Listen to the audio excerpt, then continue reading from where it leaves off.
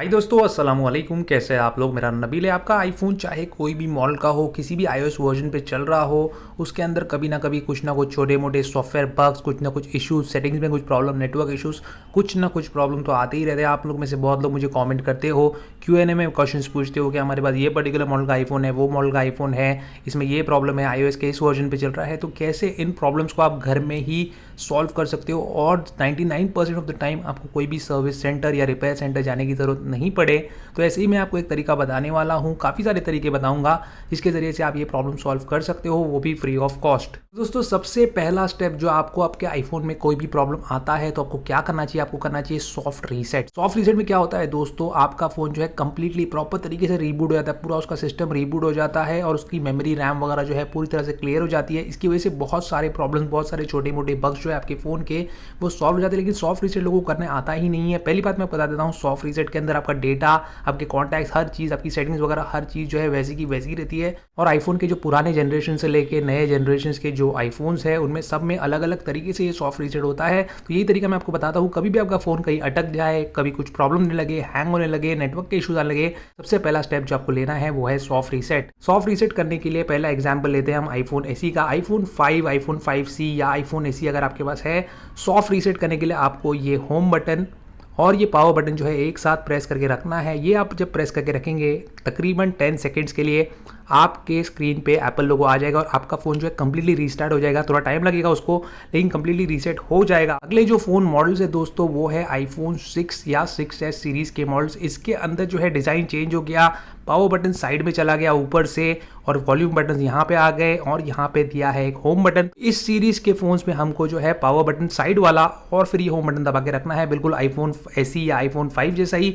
इसको भी हम 10 सेकंड्स के लिए दबा के रखेंगे, आपके फ़ोन पे एप्पल लोगो आ जाएगा और फिर आपका फ़ोन रीबूट हो जाएगा। बाद दोस्तों आते हैं आईफोन 7 सीरीज़ के फ़ोन। आईफोन 7 या आईफोन 8 में जो ये होम बटन है इसको फिजिकल होम बटन से हटा के जो है कैपेसिटिव होम बटन कर दिया गया है।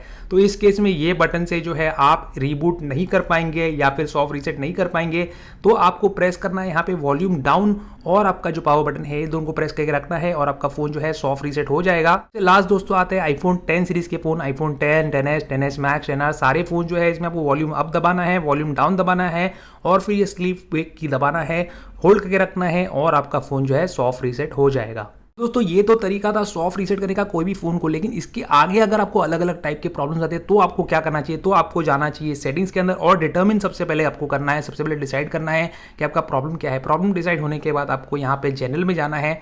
जनरल में सबसे नीचे जाके देखेंगे आप रीसेट का ऑप्शन है, तो आपको रीसेट पूरा फ़ोन नहीं करना है। इसके अंदर जब आप ओपन करेंगे अलग अलग ऑप्शन यहाँ पे दिख रहे हैं। सबसे पहला है रीसेट सेटिंग्स। अभी मैं आपको एक एग्जाम्पल बताता हूँ। यहाँ पे मेरे पास एक यूएसबी डोंगल है जिसका मैंने रिव्यू बनाया था, यहाँ पे आई बटन क्लिक करके देख सकते हैं। ये आईफोन्स के लिए एक यूएसबी डोंगल है। इसमें क्या हो रहा था, मेरा जो दूसरा एप्पल आईडी है उससे रिलेटेड जो फोन है, जिन फोन्स के अंदर वो वाले एप्पल आईडी से साइन इन किया हुआ है, वो फोन्स के अंदर ये डोंगल चल रहा था। लेकिन जो मेरा प्राइमरी एप्पल आईडी है जिससे मैं ये आईफोन 10 चलाता हूँ उसमें ये फ़ोन नहीं चल रहा था, आईफोन 6 में भी नहीं चल रहा था, आईफोन एसई में भी नहीं चल रहा था, ये डोंगल चल नहीं रहा था। तो मैं बहुत परेशान हुआ। मैंने सेटिंग्स पूरे कंपेयर किया अपने आईफोन 10 के और वो दूसरा आईफोन 6s प्लस जिसमें वो चल रहा था। तो मुझे यहाँ पे पता चला कि सेटिंग्स के अंदर कोई भी फर्क नहीं है, फिर भी ये डोंगल यहाँ पे नहीं चल रहा है। तो मैंने क्या किया, जस्ट मैंने जाके यहाँ पे रीसेट ऑल सेटिंग्स के ऑप्शन पे क्लिक किया। रीसेट ऑल सेटिंग्स पे जब आप क्लिक करेंगे उसके बाद आपके फ़ोन की जो सेटिंग्स है, जैसे यहाँ पे आपको बैटरी परसेंटेज दिखता है या आपने जो स्लीप सेटिंग्स रखे हैं, वेक सेटिंग्स रखे हैं, बेड टाइम सेट किया है, ये सारे जो सेटिंग्स है ये रीसेट हो जाते हैं।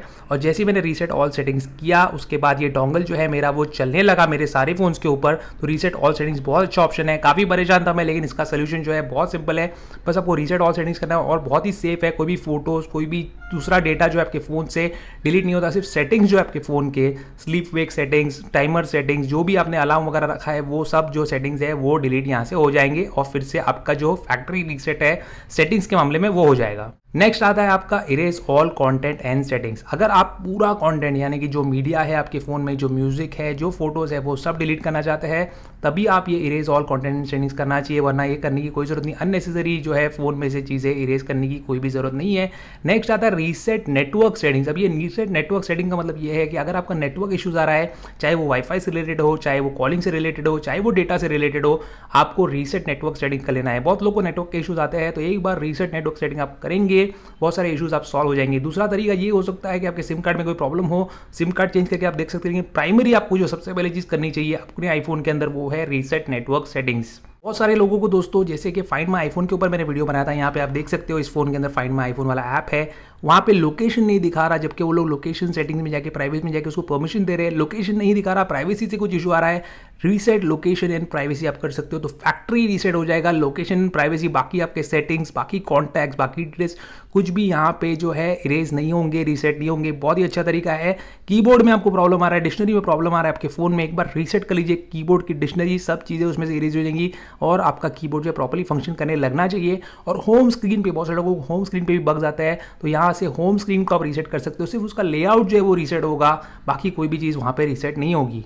तो वो दोस्तों फिर भी अगर नेटवर्क में कोई इशू आता है, अगर सॉफ्टवेयर अपडेट आपने कर लिया और आपको पर्टिकुलर कोई एप्लीकेशंस या आपका सफारी वगैरह जो है मोबाइल डेटा पे नहीं चल रहा, तो आपको क्या करना चाहिए, तो आपको जाना चाहिए यहाँ पे जनरल में अबाउट फोन सेक्शन में और आपके फ़ोन को वाईफाई से कनेक्ट करके रखना है। वाईफाई से कनेक्ट करना बहुत ज़रूरी है। जब वाईफाई से आप कनेक्ट कर लेंगे, चाहे वो किसी का हॉटस्पॉट लेके आप कर लीजिए, उसके बाद ये कैरियर सेटिंग्स यहाँ पे आपको अपडेट आएगा। यहाँ पे आप देख सकते हो जियो 36.0 यहाँ पे लिखा है, अगर नहीं आता तो इसको बार बार जो है टैप कीजिए, आपको कैरियर सेटिंग का अपडेट आ जाएगा और इससे आपके कैरियर रिलेटेड बहुत सारे प्रॉब्लम सॉल्व हो जाते हैं, जैसे ऐप्स नहीं चलना, जैसे सफारी नहीं चलना या आपके मोबाइल डेटा पे कोई और चीज़ नहीं चलना।